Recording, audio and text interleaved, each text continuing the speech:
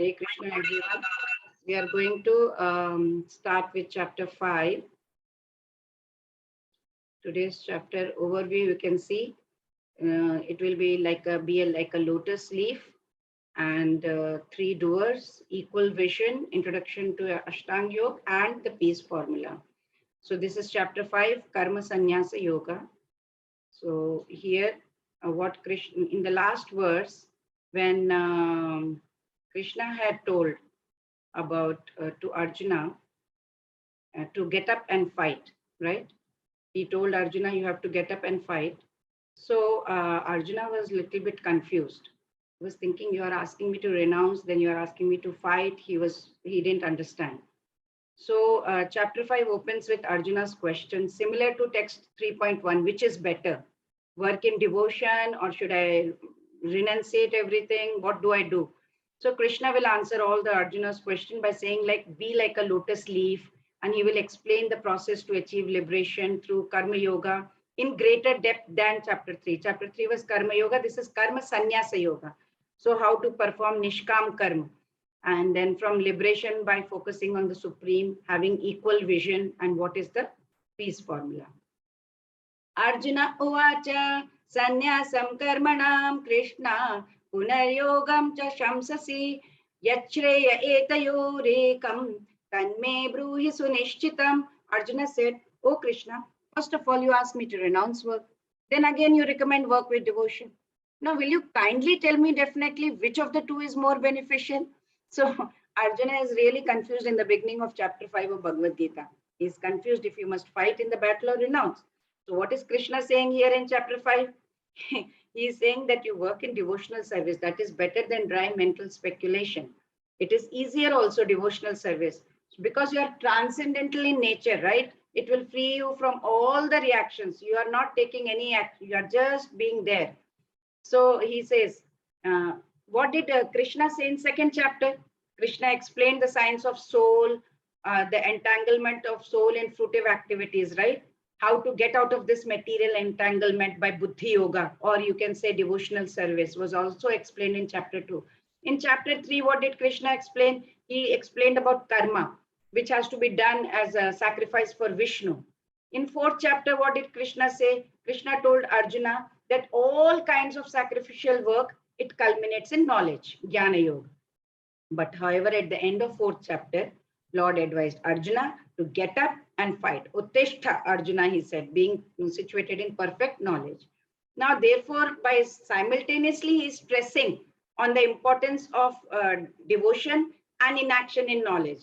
So Krishna has perplexed Arjuna kind of, and he's confused his determination. So Arjuna understands that sannyas or renunciation in knowledge, it means stop or cessation of all kinds of work performed as sense activities, like from senses.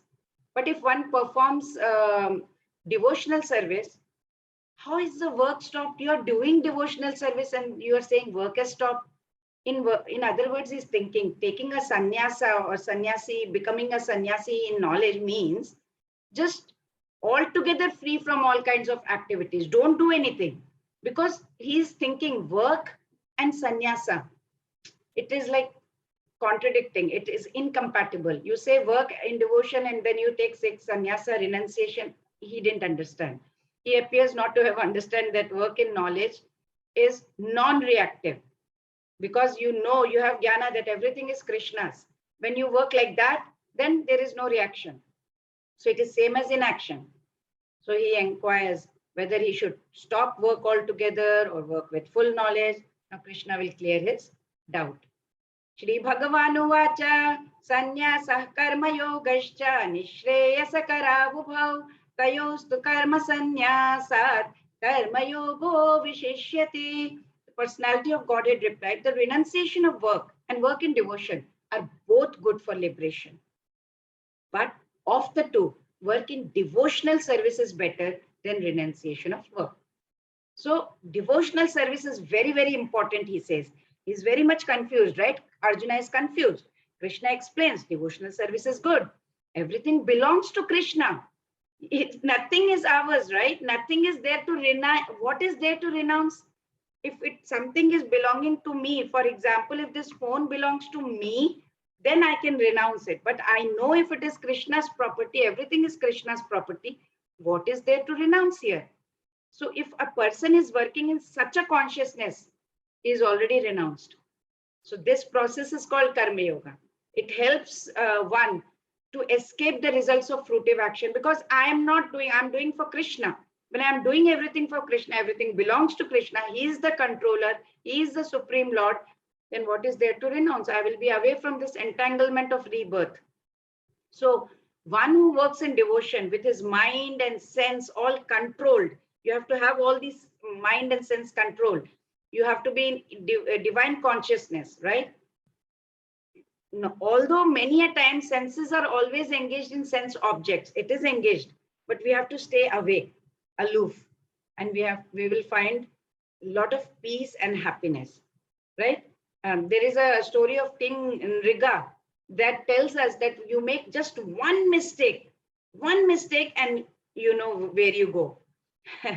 Nrigas fall down due to fruitive activities, you know. There was a king, this one, during Treta Yuga time, one day Lakshmana went to Sri Ramchandra ji, and he said, "You're so busy in taking care of people, always busy in administration. You're not even taking care of your health. Why don't you do that? Take care of your health. Leave this administration for a while. Leave people doing service to people." Hearing this, Ramchandra ji told Lord Ramchandra, "Lakshman, the duty of a king is to be completely absorbed in the work of the king. You know, you have to take care of the people. Due to slightest carelessness, we can suffer the terrible torture like King Nriga." So he wanted to know, Lakshmana wanted to inquire what happened. So he told, there used to be King Nriga. He was very pious, very truthful. He would be he was perfect kind of. Once he went to Pushkar and he wanted to donate. He donated 1 crore cows with calves. So at the same time, what happened when he was donating that many to a Brahmin, there was another poor Brahmin and he had a cow. That cow kind of got mixed up and went along with the other cows that he was donating, right? He was donating at the same time. That cow also went away with that. Now, this Brahmin, poor Brahmin, he had only 1 cow and he was started searching for it. He went place to place, place to place. He kept calling his cow. I think his cow's name was Shalva or something. Don't remember. So after many days or years, I think he at last recognized his cow in a Brahmin's place. So he went. He said, "Shavla, yes, Shavla, where are you?" And then he found Shavla followed him because she recognized her master. So the other Brahmin came. He said, "Why are you taking this cow away? That this is mine. It has been donated to me by King Nriga." Said, "No, this is my cow." They both started quarreling. The dispute went on. So they said, "Okay, let's go to the king. Let's see what happens." So both of them went to King Nriga's palace. But now King Nriga was very, very busy. He was busy in his administration. He didn't even have time for his people.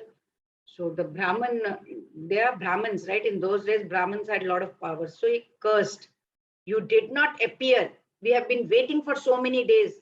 We have been sitting here. You have not come." So he cursed King Nriga that you will remain, you have not come out to look after the people. So I curse you that you will become a chameleon, like a lizard, a big lizard which changes color. You will become a chameleon and you will hide from creatures and you will lie there in the pit for thousands of years. When Lord Vishnu will come in incarnation as Lord Krishna, he will save you. So in this way, Lord Ramchandra is telling Lakshman, he's still suffering over there. You know, he's there for just one mistake. Therefore, whenever somebody comes to the door, always present him immediately in front of me. That's what he told Lakshmana. So you can see in this picture also, first picture, what happened? The cow, and then he became chameleon here. And then Krishna came and he touched, and then he got back his form and he paid his obeisances to Krishna. So what is then proper understanding of renunciation or vairagya? We need to know that. Sannyasa, karma sannyasa. What is that renunciation? See, here it is written, prapanchikataya buddhya hari sambandhi vastunaha mumukshubhi parityago vairagyam phalgu katyate. When persons eager to achieve liberation renounce things related to Supreme God, thinking them to be material, their renunciation is said to be incomplete. They try to renounce everything. There are two types of sannyasi. Okay, so the one type of sannyasi are Mayavadi sannyasis. They renounce everything. So it is called incomplete renunciation. You know, they are eager to achieve liberation, so they renounce things related to Krishna, thinking that it is material. Their renunciation is incomplete.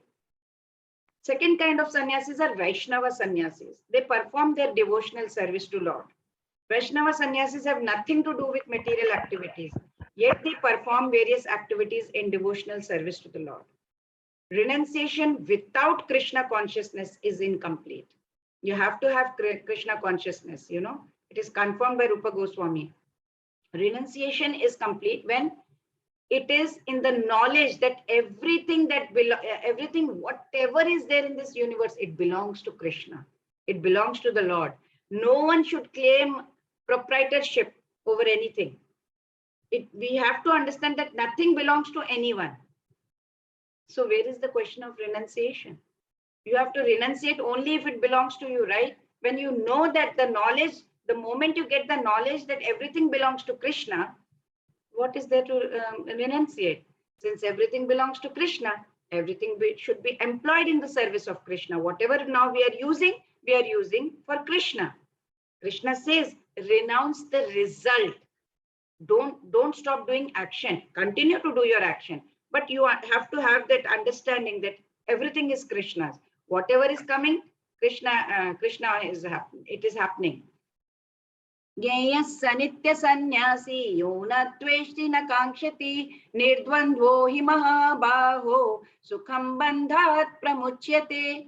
Karma yoga or karma sannyasa. One who neither hates nor desires the fruits of his activities is known to be renounced. Such a person, liberated from all dualities, easily overcomes material bondage and is completely liberated. O mighty armed Arjuna. So you have to renounce the results, not action. So one who is in fully Krishna consciousness is always a renouncer, right? Because he is not hating anyone, he is not desiring anything. Okay, I'm going to do my duty. The process is important. What will happen in the end, that is not important for him because he wants to enjoy the moment. That is why we say live in the moment. Don't start thinking about the end result. The moment you start enjoying the process, you will see the end result will definitely be good. But that does not mean that because end result will be good, I want to enjoy the process. That is the other way around. That is not right. He knows fully well Krishna is whole. We are part and parcel of Krishna, right? We have to understand that such knowledge is perfect because it is qualitatively and quantitatively correct. So we say that oneness with Krishna is never happening. We cannot be equal to Krishna, never, because that is incorrect. A small part cannot be equal to the whole. It cannot be. So we cannot be one with Krishna, but we are a part and parcel of Krishna. So there is no duality in his mind because whatever he does for Krishna. A devotee will do everything for Krishna. But once he is freed from dualities, he is liberated. Even in this material world, while living here also, you will see so many yogis. They are living in this material world. They have come for us. They are free from dualities. They neither hate nor desire. They have no sorrow, nothing, no happiness, no sorrow. Even if there is sorrow, they are same. If there is happiness, they are same. Srila Prabhupada also in one of his lectures, he says that, Jnayasa means who? Nitya Sannyasi, person who's always in renounced order, he says, not by the dress, not by the dress he is wearing, but by his action, he is a sannyasi. He is always in renounced order. Yo na dveshti na kankshati. So, dveshti na kankshati means neither hates nor desires. Dveshti and kankshati. Kankshati means desire. Dveshti means hate. So yo na dveshti na kankshiti, that person does not hate, neither desires, right? Nitya sannyasi. Nitya sannyasi, so a person who has renounced everything for the service of Krishna, of the Lord, for Lord. Sannyasi, sannyasi, if you break it, sat. Sat means supreme, eternal, right? And nyasi means renounced. So sannyasi means a person who has renounced everything for the sake of the Lord. That is why he is called sannyasi. He has no hatred nor for anything, because according to him, in his vision, everything is meant for the service of Krishna. So therefore, he does not hate anything. Sometimes it is said, right, that some saints, they do not want to touch money. When money is offered to them, they will remove their hand back. But Bhagavad Gita does not say that. Bhagavad Gita does not say, because money, when it is offered to you,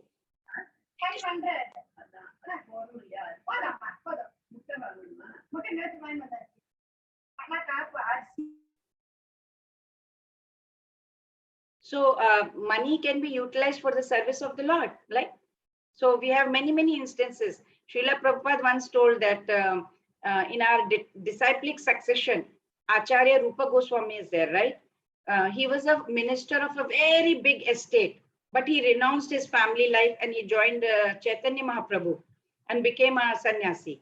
So one day, one big merchant, rich merchant, he came to him and he said, I want to do some service, Swamiji. So please tell me what to do. How can I serve you? He said, you are a rich man. So Rupa Goswami asked him, yes, if you have got money, then engage it in service of Krishna. According to your position, if you are very rich, use it for Krishna. So he built a very nice temple. And right now, even our Acharya Namnishta Prabhuji also is building a temple in Mangaluru.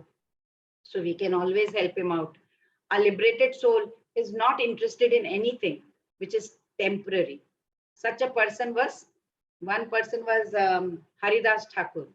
So Haridas Thakur, he was a great Vaishnava. He was a saint. You know, he used to do a lot of Hare Krishna chanting, and he did a lot of Hare Krishna movement also. He was the instrumental in propagating Hare Krishna movement. So after he left his home, he went to forest and he used to chant Hare Krishna, Krishna's name, holy name of Krishna, 300,000 times daily in front of Tulsi. He chanted throughout entire day and entire night. For his bodily maintenance, just for his survival, he would go and beg to some Brahmin's food and he would beg and he would eat. He was so spiritually pure that everybody, neighboring people, everybody used to worship him. The ruler of that district was unable to tolerate. He was jealous because a lot of respect was being given to Haridas Thakur. So he thought, okay, let me just make sure that he gets dishonored.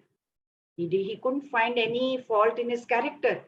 So one day what he did, he called local prostitutes and he told them there is a devotee, Haridas Thakur, in the forest. Okay, we have to deviate him from his religious ways. So of all the prostitute, there was one very attractive girl. So she said, okay, yeah, I will do that. I will go attract his mind. And within 3 days, okay. And he said, that the ruler said, very good. You know what I will do? I will send my constable with you and he will catch him red-handed. And then we will, try and say that he's a loose character and we will arrest him. So that night, prostitute told, no, first let me go alone. Let me entice him, let me lure him, and then you, once I do that, then you send the constable and arrest him. Okay. So that night she wore very nice dress and very attractive dress and went to Haridas's cottage with great pleasure. She thought she will be successful. So when she arrived, she bowed down and she offered prayers to the Tulsi plant. Then she went to the door of the cottage and she paid her obeisances to Haridas Thakur. She kind of trying to expose the part of the body so that he will see and all that. She spoke to him very sweetly. She spoke to him. She said, oh, my dear Thakur, you are such a great devotee. You are so young. You're so charming. Which women can resist you? You are so good. I want to be with you. My mind is greedy for you and all that. So Haridas Thakur, he said, yes, sure. I will accept you. without fail, but you have to wait until I finish chanting Hare Krishna on my beads, okay? So until I do that, can you please sit down and listen to the chanting of the holy name? So as soon as I'll finish it, I will fulfill your desire. So hearing this, prostitute said, okay. She sat over there and he kept on chanting till morning. When she saw that it was morning, she stood up and she left, because morning time, you have to go back. She went and she said, today he promised me that he will enjoy with me. Tomorrow, today he was busy. Tomorrow he will certainly, I will manage. I'll be successful. So next day again she went, next evening. Again he said, last night actually I know you were so disappointed, right? Please excuse me. I shall certainly accept you. Please sit down, hear the chanting of Hare Krishna Mahamantra until my regular chanting is finished. Okay, your desire will be fulfilled. Again, she offered her obeisances to Tulsi plant. Again, she sat down. Again, he continued. When night came to the end, prostitute was restless. He saw this. He said, you know what? I have made a promise to myself. I have promised myself that, I will do 10 million times the chanting of Hare Krishna within this month.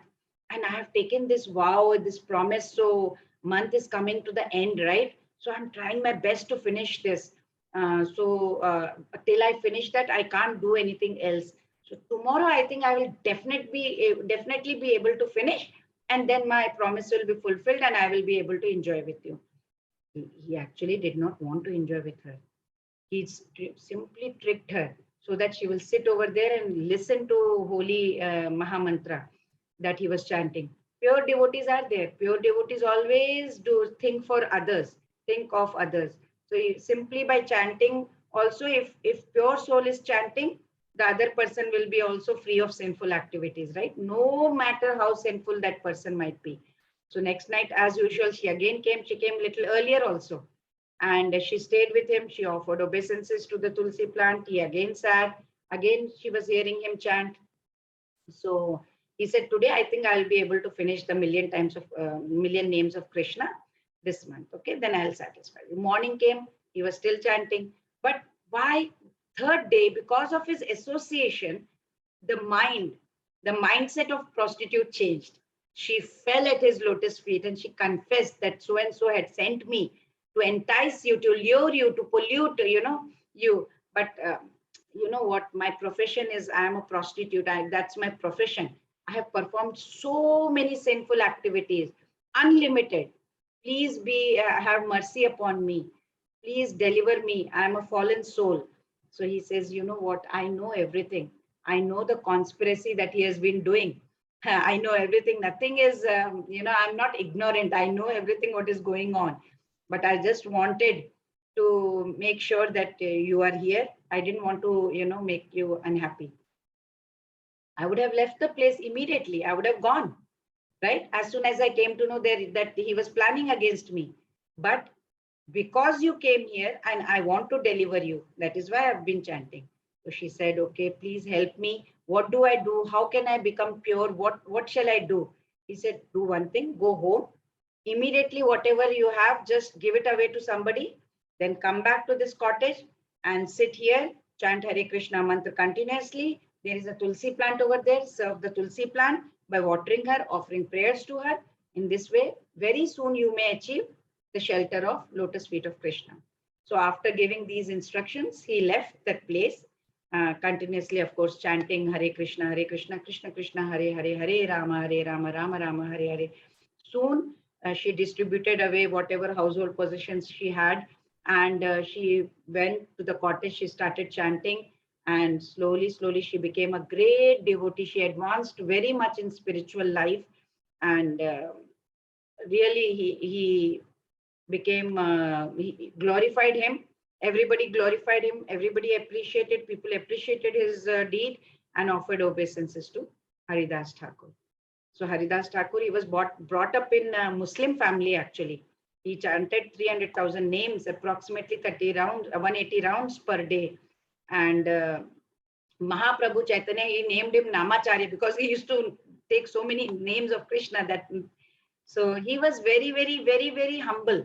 So they say, right, Trinadapi sunichena tarorapi sahishnuna amanina manadena kirtanasya sada hari. That means Trinadapi sunichena means what? You have to be as humble as possible, lower than a blade of glass. Blade of glass is like this. When you put your feet, it bends, right? So you have to be as humble as the blade of grass. He was always like that. He always respected everyone. Tarorapi sahishnuna. He had very, very tolerant like a tree. He was he was beaten 22 times in the marketplace. But he said, please, for Lord, please forgive these people because they're ignorant. He never, he was tolerant. Amanina manadena means he was not expecting any respect from anybody, but always giving respect. Never thinking that they have to respect me, but he respected without expecting anything from anybody. He, he used to wait outside when Mahaprabhu Chaitanya used to give prasadam. So he was, when he was taking prasadam. Kirtan, yes, Sadahari. He was always doing Kirtan, always day and night. He slept for hardly 1.5 hours. He used to always chant. Do we have these qualities? Think about it. Do some introspection. Are you humble all the time? Are we tolerant? We get angry for small, small reasons. Giving respect to others, not expecting any respect in turn. Always chanting the name of Hare Krishna, oh Lord Hari with devotion. We are most of the time proud, always wanting fame, getting angry, fighting for small things, expecting respect and recognition, sometimes chanting and sometimes even gossiping. So, Brahmanyadhaya karmani sangam tyaktva karoti yaha lipyate na sapapena padmapatra vimambhasa. One who performs his duty without attachment, surrendering the results unto Supreme God, is not affected by sinful action, as the lotus leaf is untouched by water. Look at the lotus leaf here. In the picture, you can see the lotus leaf. Did you see the droplets over there? Padma Patra. Padma Patra means lotus leaf. Mevam Bhasa. Person without Krishna consciousness, he will be acting according to the concept of material body and senses. But a person who is in Krishna consciousness, he will act according to the knowledge that body also is the property of Krishna. It should be therefore be engaged in the service of Krishna. When everything is engaged in the service of Lord, he naturally has nothing to do with the results of the activity, whether it is good, bad, virtuous, sinful, anything. So here the analogy has been given with the example of a lotus leaf. So activities in Krishna consciousness is beyond contamination by sinful reaction, exactly as the lotus leaf. Though remaining in the water, it is not wet. You can see the droplets. It's not taking in, it's not absorbing the water. It is still lying over there on it. Just like the example is given here, leaf of the lotus flower, although it is in water, it has no connection with water. Not a drop of water will stay there.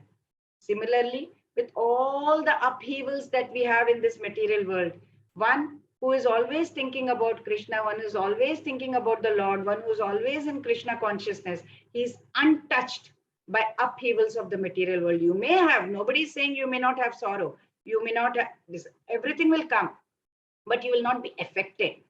Krishna consciousness is like antiseptic medicine.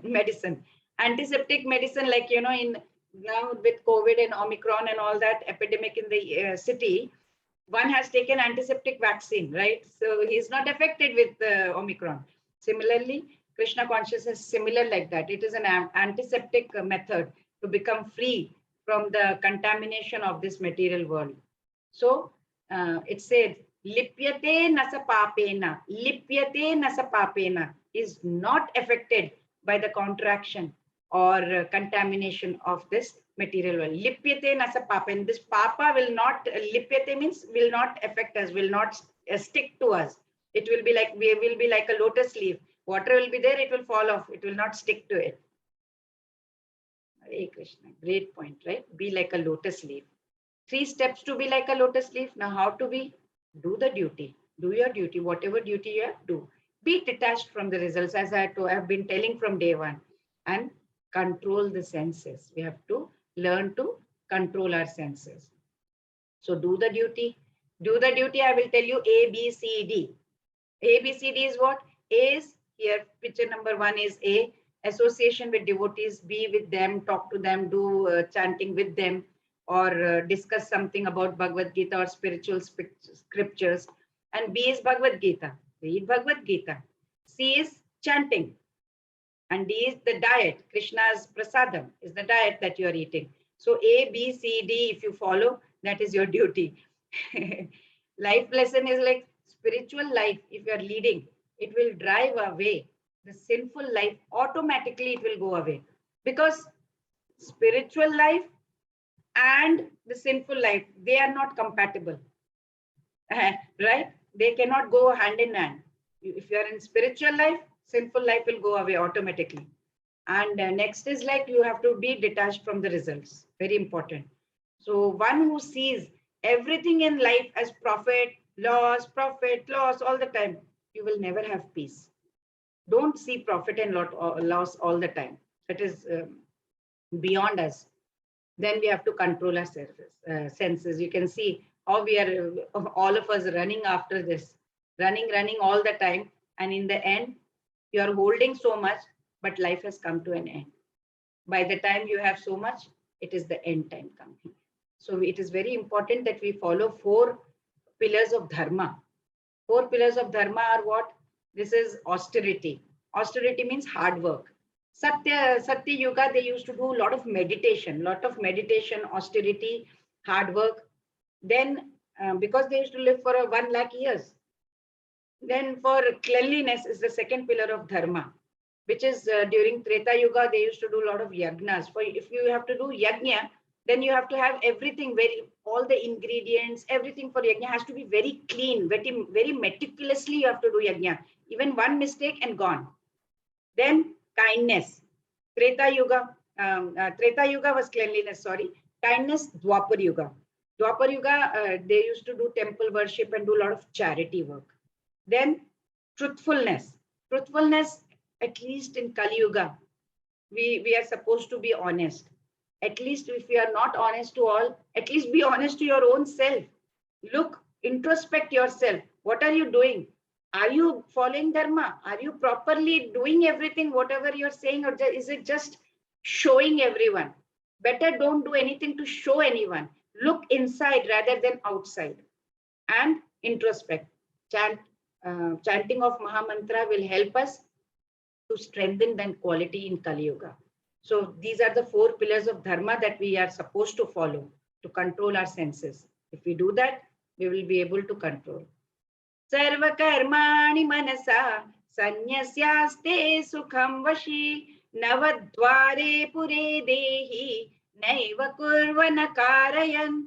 When embodied living being controls his nature and mentally renounces all actions, he resides happily in the city of 9 gates, the material body. The material body is called the city of 9 gates, neither working nor causing work to be done. So Srila Prabhupada, he explains in his purport, he says the soul, he lives in the city of 9 gates. So city of 9 gates is actually what? Our body. So the activities of the body, it is conducted automatically, right? By the modes of nature. Sometimes we have Sattva Guna, sometimes Rajoguna going on, sometimes Tamoguna acting upon us, and it is happening. Soul, the next one is body, right? 3 doers. One is body. Second is the soul. Soul, though subjecting himself to the conditions of the body, it is subjecting himself, but it can be beyond the conditions if the soul desires, right? So owing to forgetfulness of his superior nature, we are all superior, all the souls are superior in nature actually, but when we come in contact with material body, we lose that. But if we want to, if we desire, we can be above that. So when we identify ourselves with the material nature, we start suffering. But if we follow Krishna consciousness, Krishna will revive that position. And slowly we may come out of that embodiment or that cage. So if we take shelter of Krishna, then we will be completely free from these bodily activities. And in such a conditioned life, what happens? There are so many things happening. We will still, even in so many miseries, whatever may happen, you will still be living very happily in this city of 9 gates. So the 9 gates are mentioned even in Upanishads also. It is said like Navadvare Pure Dehi Hamso Leelayate Bahihi Vasi Sarvasya Lokasya Sthitavaryasya Charasya Cha. It is saying like Navadware means city of 9 gates, as you have already known. Navadware, 9 gates. Dehi is the Dehi, the body. Hamsa is like a soul. And Leliyate means it is sporting. Bahi means outside. Vashi means the master. Vash means master. And Sarvasya Lokasya, all. Sarvasya, of the whole world. Lok means world. Savarasya means inanimate, and Charasya is animate. So he says the Godhead is living within the body also, right? And he is the controller of everyone. He is the controller of all living entities all over the universe. So what is this Navadware? We need to understand what are these 9 gates of our body that we are talking about, right? We are identifying this with 9 gates. So let's see what are these 9 gates. These are the 9 gates. What are these? 2 ears, 2 nostrils, 2 eyes, 1 mouth. So 1, 2, 3, 4, 5, 6. 7 is mouth. 8 is the lower portion, the vagina or the penis. And the 9th one is anus. So these are the 9 gates of a human body. What is the purpose of this city? What is the purpose of this body? Anyone can tell me. What is the purpose of having all this? You can type. Yeah. What is the purpose of having this body? You can type. Renunciation. To learn our karmic lessons and serve the Lord. Rishi Prabhuji. Listen, Abhilasha Mataji, listen to Krishna's name. Okay. Hare Krishna. Chant Krishna. Usually, purpose of this body. What do we do? What do we do? It is facility to enjoy. We are always desiring. We are running after something, right? But is that the real purpose? Right? We are constantly running after happiness. This is the life of modern people. Constantly running after money, and we can see the graveyard also. The graveyard is right there. We are still running all the time. Constantly running after happiness. This is our modern life. You can see work, home, play, sleep. This is the thing we are doing. We are not doing anything else than this. What do we get in the whole process? You can see. Is holding this, it's gone and gone. That is, we are getting sorrow in return. And this is temporary happiness. What's the point of having this temporary happiness, right? No point. So how do I attain this city? How do we get it? How do we get this body of 9 gates? It grows, right? It grows without our control. The soul desires happiness. If it desires for happiness, we get sinful or pious reaction as we desire. We get into this illusion, that I am this body. So we have to start thinking, are we really? Inequality is the result of one's own choice. Suppose we are born like this or born like that, we cannot blame anybody. It is our choice. We can't blame anyone for not being happy. It is the law, because the laws of nature are very strict, very stringent, It is very impartial. You do as you sow, so shall you reap. In English, they say, right? You get what you deserve. That's all. The laws of nature are very, very strict. They are not going to say, oh, let me be part. Oh, he did by mistake. No. Anything you have done wrong, you have to pay for it. Then there is super soul, Paramatma also, right? He gives Whatever is needed for, he supplies the basic ingredients to this body. It is the soul, source of spirit soul, right? Lord is blameless. He only acts like a, facilitator. We are doing everything. If we are doing, then we have to suffer. We attain this body based on our wants, wishes, and desires. And it is also based on our past karmas. Whatever we do, we deserve that, we become that. Then don't say, why am I not having money? Why is somebody else so rich? Why am I poor? Why he is so happy? Why am I so unhappy? Why he became the CEO of a company? I'm still struggling over here. It is definitely whatever you think, so you will get. Whatever you sow, so shall you reap is very, very true. Lord is completely blameless, right? It is what you are thinking. Vidya Vinaya Sampanne Brahmane Gavihastini Shuni Chaiva Shvapake Cha Pandita Samadarshinaha. The humble sage, by virtue of true knowledge, sees with equal vision a learned and a gentle Brahmana, a cow, an elephant, a dog, and a dog eater outcast.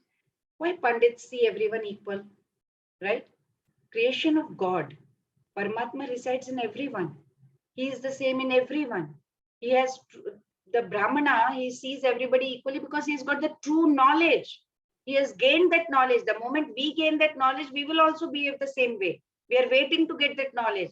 We are waiting to get that humility. Vidya Vinaya Sampanne Brahmane Gavihastini. Vidya, Vinaya. As soon as you get that knowledge, you become humble. Vinaya means humble. Sampanne, you get it. The moment you get Vidya, knowledge, you become Vinay. Brahmane Gavihastini means Brahman will start once you become knowledgeable. Here, Brahmana is by guna, not by birth. If you get the guna of a Brahmana, then you will see Gavi. Gavi means what? Cow. Hastini is Hati, that is elephant. You will see everyone equal. You will see cow, you will see Paramatma, Lord in cow, you will see Lord in the elephant, right? He's a learned person. Brahmana is a learned person who is very advanced with knowledge. Vidya Vinaya Sampanna. He is very gentle. He is very cultured. So such intelligent person, he will not discriminate on seeing a Gavi or a cow or a Hastini, that is an elephant, or Shuni Chaiva Shvapake. Shuni means a dog. Shuni is a dog and Shvapake means dog eater. He will not see a difference between anybody. Because he is in that transcendental position, because he understands they are different living entities, they are wearing different dress. Now I am in this dress of a woman. Next life I may be in a dress of a tiger. In next life I may be in a dress of, if I have done a lot of devotional service, I may, who knows, I may be in a dress of a demigod. You never know. It depends. So the knowledgeable person understands that they are wearing different dresses, but Lord resides in everyone. Paramatma resides in everyone, right? In chapter 15 also, Lord Krishna says, Sarvasya chaham hridi sannivishto. I am residing in everybody's heart. He says that. Even in 18th chapter, he says, Ishvara sarva bhutanam hriddeshe arjuna tishtati. I am sitting in everybody's heart. He's saying every time he's continuously saying, I am in everybody's heart, right? So what does an intelligent or person or a true yogi do? What does he do actually, right? Yehi samsparshaja bhoga dukkhayonaya evate adyantavantah kaunteya nateshu ramate buddha. An intelligent person, what does he do? He does not take part in the source of misery, which are due to contact with the material senses. O son of Kunti, such pleasures have beginning and an end. And so the wise man does not delight in them. He knows, the knowledgeable person knows, if happiness is there, this happiness has come, means this happiness will have end also. If the misery has come, misery has an end also. So he does not, he says, whatever has come will go. I am going to be like the way I am. He's balanced, he's calm, he's peaceful, because he understands. A true yogi is not attracted by sense pleasures. Yeah.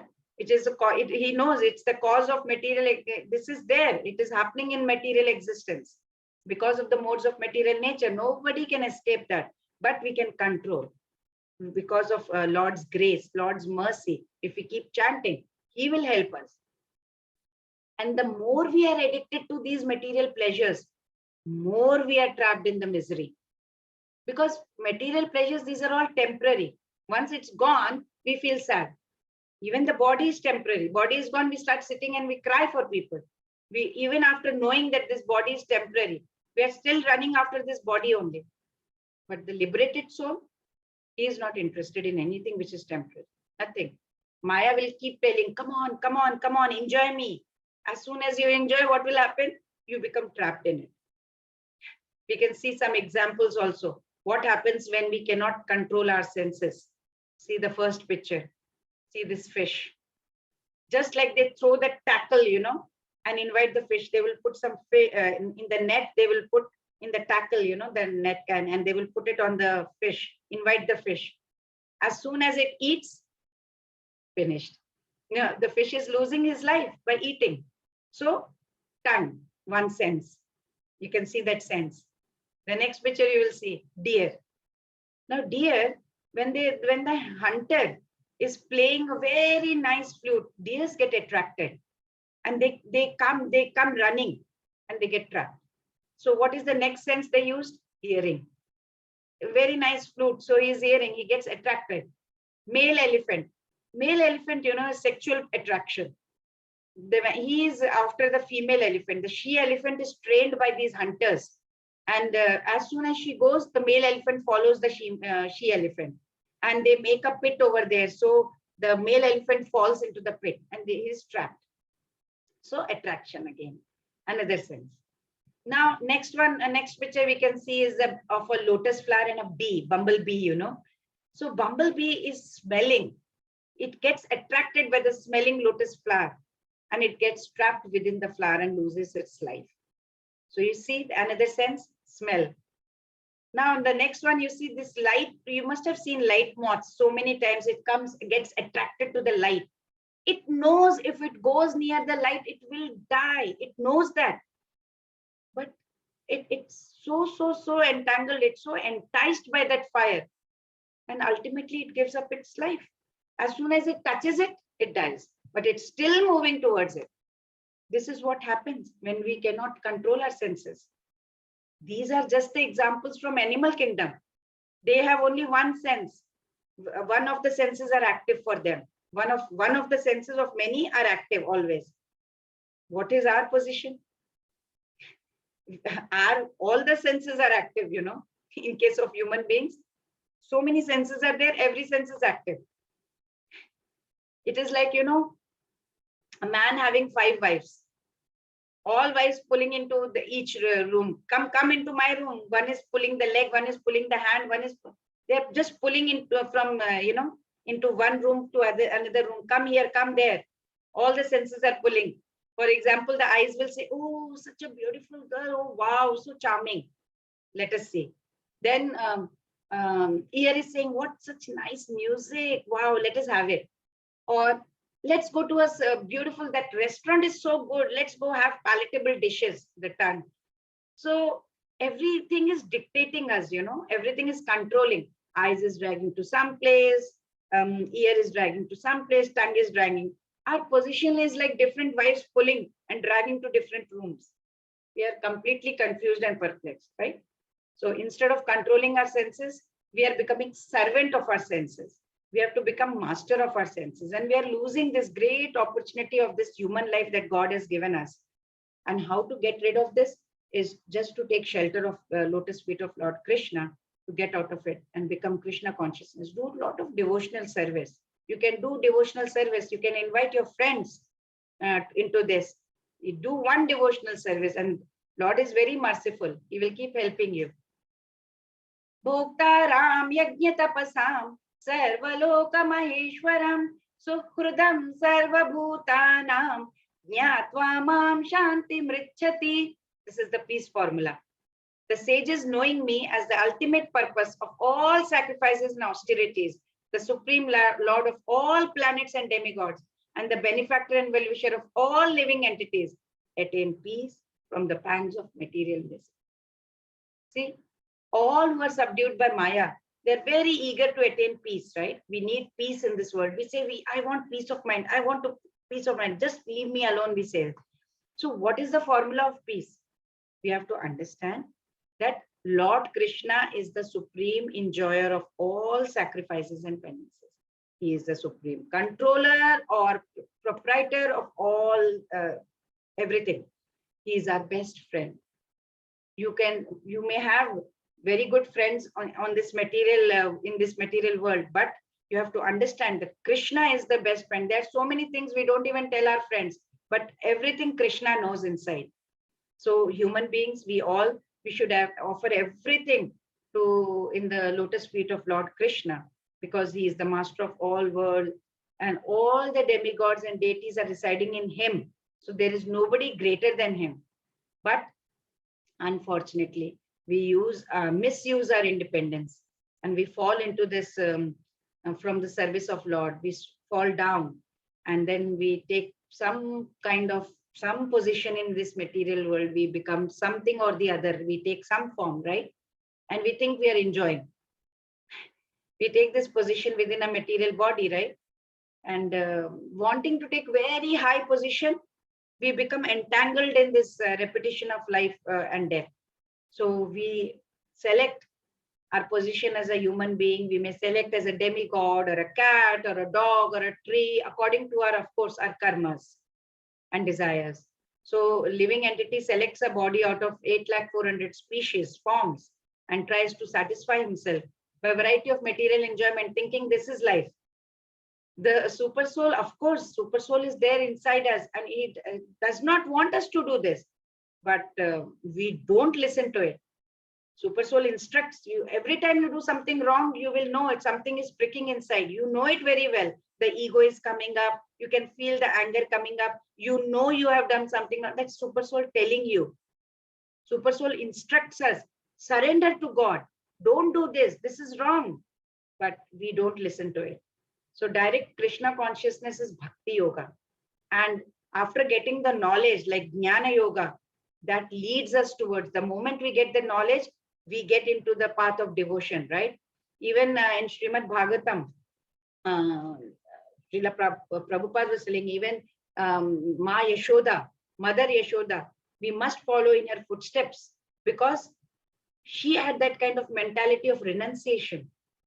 It was expressed by Ma Yashoda. I'm not the owner of these positions. I'm not the owner of anything over here. These cows, calves, all these gopis, so many things. She was the Rani, right? But she says, I'm not the owner of anything. So we also should give up thinking, my position, my son, my daughter, my husband, my jnanasya moham aham mameti, they said in Srimad Bhagavatam, nothing belongs to anyone but to Supreme Lord.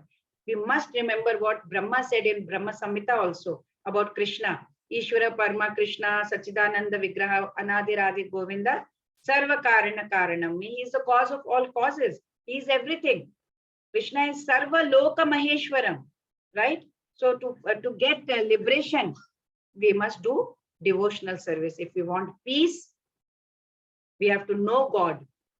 If you know God, you will know peace. But if there is no God, as spelling differs, if there is no God in your life, then there is no peace of mind also. We have to understand God the way He wants us to understand, right? He says, Bhoktaram Yajna Tapasam. Bhoktaram, he takes everything from whatever we offer. So offer everything in the lotus feet of Lord Krishna, transcendental service of Lord Krishna. So we think that we are the enjoyer, but then if we think like that, it will tie us to the action, cycle of action and reaction, cycle of birth and death, right?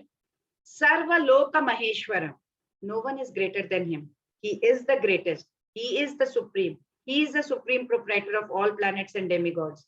So the lesson we learn here is we are temporary owners. We are not permanent owners here. Suhridam Sarva Bhutanam. He is our best friend. Suhridam.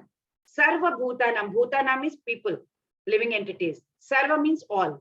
Suhridam means he is our friend. So he is our best friend. He is the well-wisher. He is the only well-wisher. We have to understand that.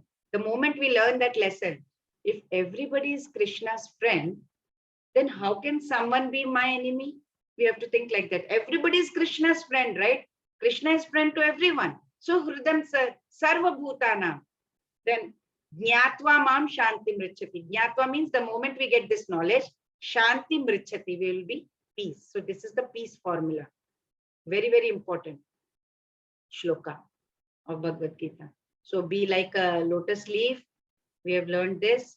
Do our duty, be attached from results, control our senses. We need to know 4 pillars of Dharma, the 3 doers, the body, what is the purpose, the soul and the super soul. We have to see everybody equally. The effect and the implication will be on ourselves and in seeing others. Some introduction in how to do yoga and the peace formula. We need to know God, we will know peace. We have to understand God as He wants us to know. Everything we must do for Lord's pleasure. He is the proprietor and He is the well-wisher and He is the best friend to all the human beings. So we learned Sannyasa or Karma Yoga. Karma Yoga Sannyasa from 5.2 to 6. Karma Yoga Vishishyate. Nishkarma Karma, free from bondage. Kurvan Napi Nalipyate. And liberation by focus on Supreme. We have to focus on Him. Gyatva Mam Shanti Mrichati. Bhoktaram Yajna Tapasam Sarva Loka Maheshwaram. So Hrudam Sarva Bhutanam Gyatva Mam Shanti Mrichati. So in next chapter, Krishna will explain the process of Ashtanga Yoga, 8-fold yoga system, how to control our mind and how to control the senses. वाञ्छाकल्पतरुभ्यश्च कृपा सिन्धुभ्य एव च पतितानां पावनेभ्यो वैष्णवेभ्यो नमो नमः. हरे कृष्ण कृष्ण कृष्ण हरे हरे, हरे राम राम राम हरे हरे, हरे कृष्ण कृष्ण कृष्ण हरे हरे, हरे राम राम राम हरे हरे, हरे कृष्ण कृष्ण कृष्ण हरे हरे, हरे राम राम राम हरे हरे.